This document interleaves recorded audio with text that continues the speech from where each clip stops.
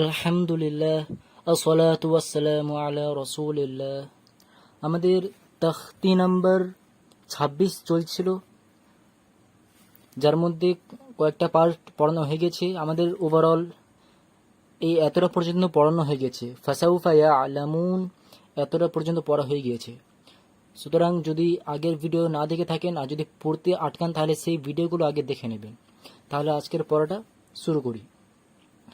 أعوذ بالله من الشيطان الرجيم بسم الله الرحمن الرحيم wow জবর ওয়া, লাম মিম জবর, মিমে সাকিন আছে তাই জন্য মিমটা লামের সঙ্গে যুক্ত হবে। লাম মিম জবর লম, ওয়ালাম, ইয়ায়ে জবর আছে আর এই ইয়ার পরে এই জিম আছে, এটা আর জিমে সাকিন আছে তাই জন্য এই জিমটা ইয়ায়ের সাথে যুক্ত হবে। ইয়া জিম জবর ইয়াজ, ওয়ালাম ইয়াজ। আচ্ছা, জিম একটা কলকলা অক্ষর, কফ ত বা জিম দাল, এই পাঁচটা অক্ষর যখনই কারোর সঙ্গে যুক্ত হয় তো কলকলা করতে হয়। তো ইয়াজ না করে ইয়াজ এই করছে, এটা হচ্ছে কলকলা। এইসব আমি প্রিভিয়াস তখতিগুলোতে সব পড়ানো হয়ে গেছে।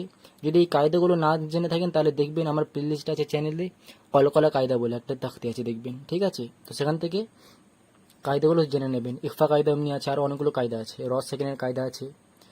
তো ওয়ালাম ইয়াজ, আইন লাম জবর হতো, এই লামে সাকিন আছে তো এই লামটা যুক্ত হতো, বাট এই লাম যুক্ত হবে না, এখন যুক্ত হবে এই লামটা। কারণ আমি বলেছিলাম সাকিন আর সাকিনের কাজ যুক্ত করা, তশদিদের কাজ যুক্ত করা।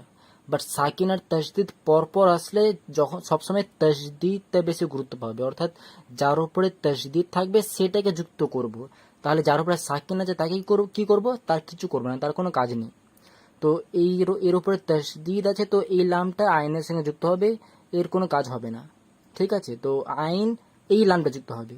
আইন লাম জবর আল, লাম জবর লা, আল্লা, হা উল্টো পেশ হু, আল্লাহু, ইয়াজ আল্লাহু, ওয়ালাম ইয়াজ আল্লাহু, ওয়ালাম ইয়াজআল লাহু। আইন জের আই, ওয়াও জবর ওয়া, আই ওয়া। এবার এখানে দেখুন সাকতা আসলো। এর কায়দা আমি এর আগে যে তখতি পড়েছিলাম যেটার পরের পেজে আছে, তখতি নাম্বার 27, ওয়াকফের চিহ্ন সমূহ, ঠিক আছে? তো এখানে আমি বলেছিলাম এই সমস্ত চিহ্নের কাজটা কি। যদি আপনারা না জেনে থাকেন এই কাজগুলো তাহলে এই যে তখতি আছে আমার সেটা দেখে নেবেন, ঠিক আছে?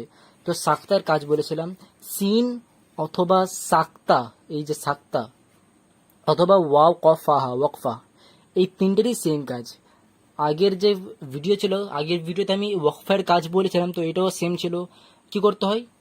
থামবো 1 সেকেন্ডের জন্য বাট নিঃশ্বাস ছাড়বো না, ঠিক আছে? তো এখানে থামবো বাট নিঃশ্বাস 1 সেকেন্ডের জন্য থামবো, বেশিক্ষণ থামা যাবে না, 1 সেকেন্ডের জন্য থাকবো। আর একটা শর্ত হচ্ছে এটা যে নিঃশ্বাসও ছাড়বো না, ঠিক আছে? আর থামবো মানে থামার কাজও করতে হবে। থামার কাজ কি? এখন আইওয়া, আচ্ছা জিমে কি আছে? জিমে দু জবর আছে, লাস্ট অক্ষরে দু জবর থাকলে এক আলিফ টান দিতে হয় বলেছিলাম। অথবা এইভাবেও বলেছিলাম লাস্ট অক্ষরের পরে যদি আলিফ থাকবে অথবা ইয়া থাকবে অথবা ওয়াও থাকবে, তিনটের মধ্যে যে কোনো একটা থাকলেই এই লাস্ট অক্ষরে এক আলিফ টান যায় জবরের দিকে। অর্থাৎ এখন আলিফ আছে বলে জিমে জবর দিকে এক আলিফ টান যাবে, অর্থাৎ জিম জবর কি হয়? জিম জবর যা হয়, তো যা বলে এক আলিফ টান যাবে। এখন যদি এখানে ওয়াও থাকতো তবুও যা বলে টান দিতাম, এখন যদি এখানে ইয়া থাকতো তবুও যা বলে টান দিতাম। এটা হচ্ছে থামার কায়দা। তো থামছে বলে থামার কায়দা ফলো করতে হবে। তো এখানে টান দেবো জিমে এক আলিফ, আই ওয়াজা, ওয়ালাম ইয়াজআল লাহু আইওয়াজা, ওয়ালাম ইয়াজআল লাহু আইওয়াজা। তারপরে কফ ইয়া জবর কই, ইয়াজের আছে, ইয়াজের ই, কই ই, এটা মিম আছে, ঠিক আছে? এটা মিম আছে, মিমে তশদিদ আছে না, ইয়া এই তশদিদ তো ইয়াই ছিল তাই জন্য তো ইয়াটা কফেশন যুক্ত হলো। কই ই, মিমে দু জবর আছে, বাট এই মিমের সঙ্গে এই লামটা যুক্ত হবে কেন, কারণ লামের তাসদিদ আছে, তো এই লামটা এই মিমের সঙ্গে যুক্ত হবে। মিম লাম দু জবরটা শুধু জবর হয়ে যাবে, সব আমি আগের কায়দায় পড়িয়ে দিয়েছি। মিম লাম জবর মাল, লাম জেল্লি মাল্লি, কয়িমাল্লি, ইয়া নুন পেশ, নুনে সাকিন আছে বলে নুনটা এই ইয়ার সঙ্গে যুক্ত হবে। ইয়া নুন পেশ, ইউন দাল জের রি, ইউন রি, র জবর র, ইউন রি র, লিউন রি র, কয়িমাল্লিউন রি র, কয়িমাল্লিউন রি র। আচ্ছা, এখানে কায়দা মনে করে একটা ইখফা কায়দা এখানে ফলো হবে। নুন সাকিন আছে এখানে, নুন সাকিনের পরে ওই 15টা ইখফা অক্ষর তা সা জিম দাল জাল জা সিন শিন সদ ব ত জ ফা কফ কাফ থাকলে তাহলে নুনে ইখফা করতে হয়, অর্থাৎ নুনটাকে কিছুক্ষণ ধরে রাখবো।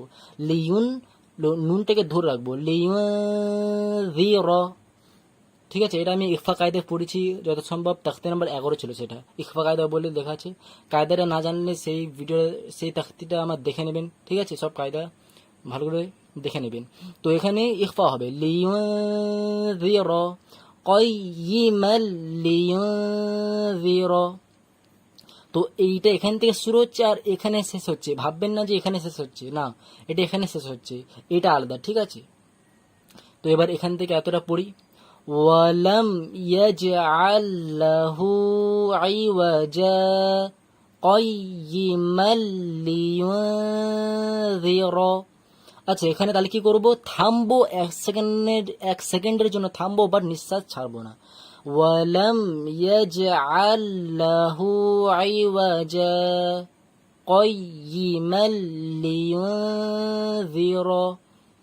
ঠিক আছে, তো আইওয়াজা তো এমনি নিঃশ্বাস নেওয়া যাবে না, আর বেশিক্ষণ থামাও যাবে না, নিঃশ্বাস নিলেন না তবুও বেশিক্ষণ থামা যাবে না, এমনি আইওয়াজা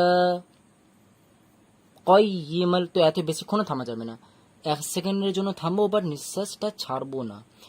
ওয়ালাম ইয়াজআল লাহু ইওয়াজা কয়িমাল লিয়ুনযির। তো আজকের এতটাই থাক।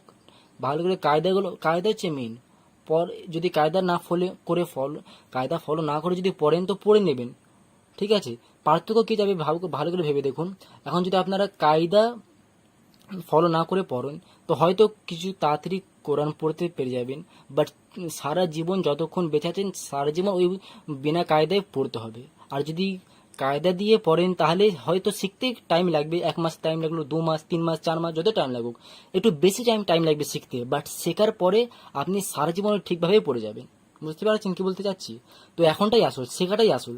তো শিখতে টাইম বেশি লাগুক অসুবিধা নেই, বাট যে সারা জীবন যে ভালো করে পড়ছেন ওটাও তো দেখতে হবে। তো বেশি তাড়াতাড়ি করার দরকার নেই, কায়দা ফলো করে ভালো করে সব কায়দাগুলো দেখুন, ঠিক আছে। আমার যা যা তাখতি চলে গেছে সমস্ত তাখতির কায়দা আমরা বলা আছে, যদি না জানেন তাহলে সব তাখতিগুলো দেখেন, কায়দা ভালো করে শিখুন, ঠিক আছে। কোনো প্রকার ডাউট থাকলে অবশ্যই কমেন্টে জিজ্ঞাসা করবেন। ওয়াসসালাম।